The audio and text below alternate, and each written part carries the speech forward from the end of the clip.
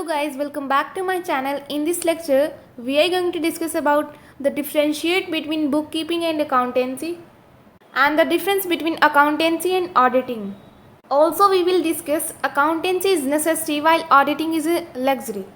Let's get discuss.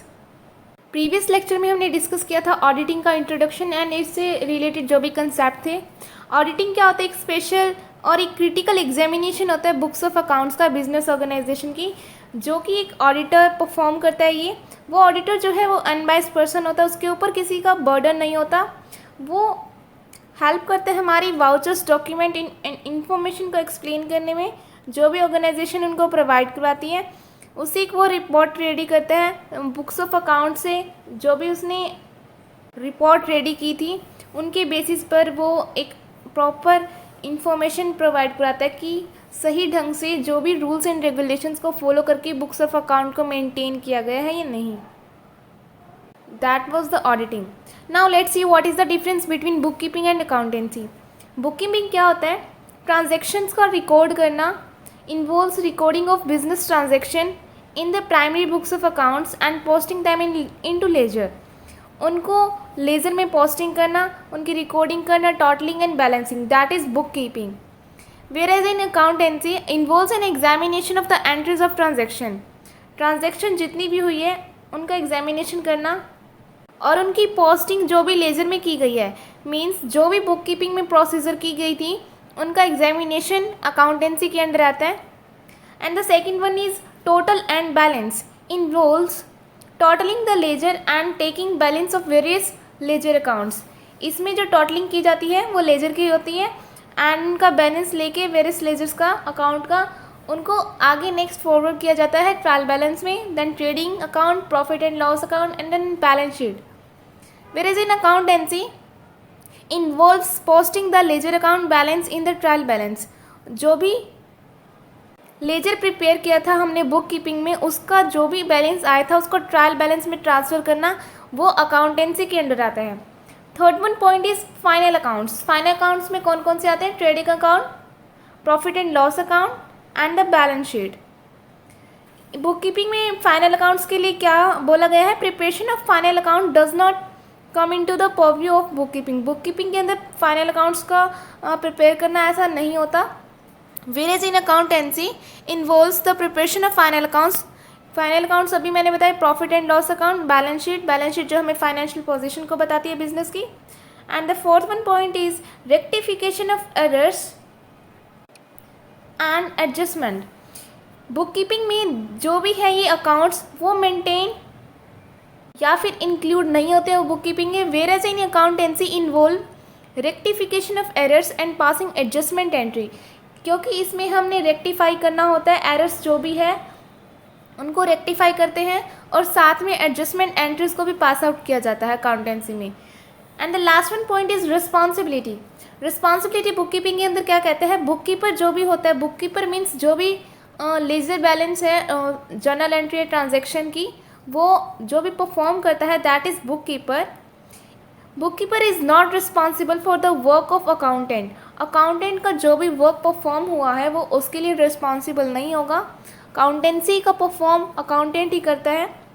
Where as in accountancy accountant can be held responsible for the work of book keeping.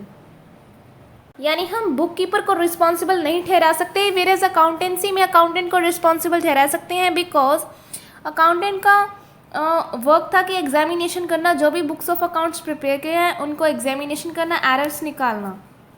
ये था हमारा difference between the bookkeeping and the accountancy. Now we will discuss the differentiate between accountancy and auditing. First है हमारा function. Function क्या होता है accountancy का? इसके अंदर जो भी टास्क होते हैं रिलेटेड एग्जामिनेशन करते हैं हम बुक कीपिंग का, और ट्रायल बैलेंस बनाते हैं, फाइनल अकाउंट्स बनाते हैं, एंड देन रेक्टिफिकेशन करते हैं जो भी एरर है या पासिंग एडजस्टमेंट एंट्रीज है. वेयर एज इन ऑडिटिंग में क्या होता है? जो भी हमने अकाउंटेंसी में काम किया है उसका एग्जामिनेशन करना, दैट इज़ ऑडिटिंग. और एंश्योर दिलाना कि प्रॉफिट एंड लॉस जो भी बैलेंस शीट बनाई है वो अकॉर्डिंग टू रूल्स फॉलो करके ही बनाई गई है, and they depict a correct view of profit और loss and state of affairs of the organisation. जो भी ऑर्गेनाइजेशन है उसकी state of affairs and profit and loss को वो सही डिपिक्ट कर रहा है या नहीं कर रहा। एंड देन इसका ऑब्जेक्टिव क्या है? ऑब्जेक्टिव अकाउंटेंसी का है कि एनालाइज करना बिजनेस एक्टिविटीज़ और फाइनेंशियल पोजीशन की क्या एम है, उनका क्या रिजल्ट आया है। Whereas in auditing, the aim of auditing is to certify the correctness and truthfulness of accounts. Correctness देखना ऑडिटिंग की कि वो सही से की गई है, जो भी हमने अकाउंट्स प्रिपेयर किए थे उनको सही से देखना कि सही से रूल्स फॉलो करके उनको प्रिपेयर किया गया है। थर्ड पॉइंट है हमारा बिगनिंग। बिगनिंग के अंदर आता है accountancy begin where bookkeeping end. जब हमारा बुक कीपिंग का काम खत्म हो जाता है, यानी कि जब जर्नल एंट्रीज ट्रांजैक्शन को पास आउट कर दिया जाता है उनकी टोटलिंग और बैलेंसिंग करके, देन अकाउंटेंसी स्टार्ट होती है। वेयरएज ऑडिटिंग कब स्टार्ट होती है? जब हमारी अकाउंटेंसी का काम खत्म हो जाता है। अकाउंटेंसी में क्या, trial balance, balance sheet, profit and loss account और जो भी एडजस्टमेंट एंट्रीज है उनको पास आउट करके देन हमारा ऑडिटिंग का काम स्टार्ट होता है। नेक्स्ट फोर्थ पॉइंट आता है हमारा बेसिस। अकाउंटेंसीज में वो बेस नहीं है ऑडिटिंग पर। अकाउंटेंसी जो है एक सेपरेट आइडेंटिटी है ऑडिटिंग से। वेयरएज ऑडिटिंग में क्या होता है, एक कम्प्लीटली बेस्ड है ऑडिटिंग अकाउंटेंसी पे, बिकॉज ऑडिटिंग में क्या होता है, जो भी अकाउंटेंसी का काम किया गया है उसी को हम ऑडिट करते हैं, ऑडिटर जो कि इस काम को परफॉर्म करता है। Because auditing has no identify without accounting. Auditing का कोई काम नहीं है अगर अकाउंटेंसी में कोई काम नहीं किया गया है। अकाउंटेंसी पर ही बेस्ड है। फिफ्थ पॉइंट आता है हमारा rules and principles. The work of accountancy is accomplish with the help of certain traditional rules and principles. जो भी रूल्स एंड रेगुलेशंस हैं उनको फॉलो करके अकाउंटेंसी को परफॉर्म किया जाता है। वेयरएज ऑडिटिंग में the work of auditing can be altered यानी कि चेंज कर सकते हैं हम according to specific circumstances, situations के अकॉर्डिंग हम जो भी वर्क है ऑल्टर कर सकते हैं, ऑडिटर कर सकता है, इसको चेंज कर सकते हैं। The auditor is not tied by the specific rules and is his independent to do work as per his judgement. यानी कि ऑडिटर जो चेक करने वाला है वो इंडिपेंडेंट होता है, वो कैसे भी अपने अकॉर्डिंग काम कर सकता है according to specific circumstances. Whereas in 6.8 it says accountancy में क्या है, there is no predetermined qualification. इनमें कोई प्रॉपर प्रीडिटरमाइंड यानी पहले से डिफाइन कोई क्वालिफिकेशन की नीड नहीं होती है। कोई भी well versed person with the work of accountancy can be appointed. जिसे अकाउंटेंसी की थोड़ी बहुत नॉलेज है उसे अपॉइंट कर सकते हैं एज अकाउंटेंट। वेयरएज ऑडिटिंग में ऐसा नहीं है। ऑडिटिंग में in order to work of auditing it is necessary for the person to be a chartered accountant. उसे चार्टर्ड अकाउंटेंट होना असेंशियल है, तभी वो ऑडिटर बन सकता है। नॉलेज में क्या कहता है, it is not necessary for the accountant to have knowledge of auditing. Accountancy का जो भी वर्क परफॉर्म करता है अकाउंटेंट, उसे नॉलेज नहीं, ऐसा ज़रूरी नहीं है कि उसे ऑडिटिंग की भी नॉलेज हो। वेयरएज ऑडिटिंग में ऑडिटर को नॉलेज होनी चाहिए, complete knowledge about the principles and participates of accountancy, practicalities of accountancy, उसे नॉलेज होनी चाहिए। Whereas in 8th point status, the person doing the accounting work is a permanent employee in organization and on monthly salary. जो भी accountancy का work perform करेगा वो permanent employ होना चाहिए ऑर्गेनाइजेशन का, और उसे मंथली सैलरी जो है मिलती होती है वो। And whereas in auditing the auditor is an independent and external person. Auditor जो भी है वो ऑर्गेनाइजेशन का नहीं होता है, वो एक एक्सटर्नल पर्सन होता है, वो इंडिपेंडेंट होता है। Who is paid fees for his work, उसको फ़ी पे की जाती है उसको अपने वर्क परफॉर्म करने पे, जो हमारी वो ऑडिटिंग करता है बुक्स ऑफ अकाउंट्स की, विच में change from year two year वो चेंज होती रहती है। ओरिजिन क्या है अकाउंटेंसी का? Accountancy originated in the year 1494 with the birth of double entry system. Double entry system के बर्थ होने से ही 1494 में इसका बर्थ हुआ था अकाउंटेंसी का। Whereas in auditing in India was established only with the Companies Act 1930. Companies Act जब 1913 आया था तभी इसके एस्टेब्लिशमेंट हो गई थी ऑडिटिंग की। Now 10th point is nature. Accountancy is creative in nature.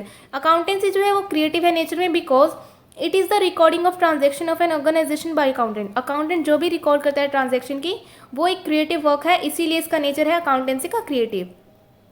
Auditing जो है वो एक क्रिटिकल एंड एनालिटिकल है नेचर में, since it is an intelligent examination of accountancy work by an independent person।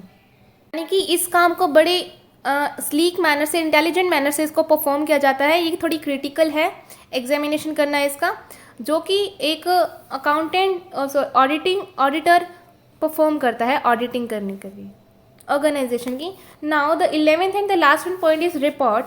After doing the work of accountancy the accountant need not to submit any report. Accountant को कोई need नहीं होती कोई report submit करे, वो जो भी इसने वर्क परफॉर्म किया किसी को भी। वेयर एज द ऑडिटर इसीलिए ही अपॉइंट किया जाता है ताकि हमें बुक्स ऑफ अकाउंट्स की प्रॉपर इन्फो मिल जाए कि कैसे बुक्स ऑफ अकाउंट्स के जो भी अकाउंट्स प्रिपेयर किए गए हैं वो according to rules and regulation prepare है, या जो भी हमें प्रॉफिट एंड लॉस मिला है वो सही डिपिक्ट करता है या नहीं। दैट्स वाई ऑडिटर को रिपोर्ट देनी पड़ती है। After completion of his work has to submit report a person to the appointing him. जिसने भी अपॉइंट किया है उसको रिपोर्ट देनी होगी ऑडिटर को, in which certifies the truthness and completeness of correctness of the accounts. जिसमें क्या मेंशन होगा कि अकाउंट्स सही प्रिपेयर किए गए हैं या नहीं। ये हमने देखा the difference between the accountancy and auditing.